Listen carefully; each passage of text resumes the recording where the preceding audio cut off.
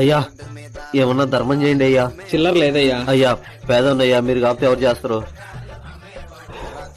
దా వచ్చి కూర్చో. నెలకి ఎంత సంపాదిస్తావు? 30,000 అయ్యా. అంతేనా?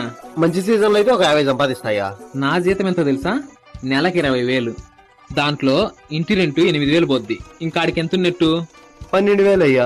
దాంట్లో టీవీ రీఛార్జ్ కి, సెల్లు రీఛార్జ్ కి, గ్యాస్ బిల్లుకి ఒక 2,000 పోద్ది. ఇంకాడికి ఎంత ఉన్నట్టు? 10,000 అయ్యా. దాంట్లో తినడానికి, కరెంటు బిల్లుకి, ఇంటి ఖర్చులకి ఇవన్నీ ఒక 4,000 పోతాయి. 6,000 అయ్యా. ఒక 4,000 మైన ఈఎంఐలు కడతానా. ఇంకాడికి ఎంత ఉన్నట్టు? 2,000 అయ్యా.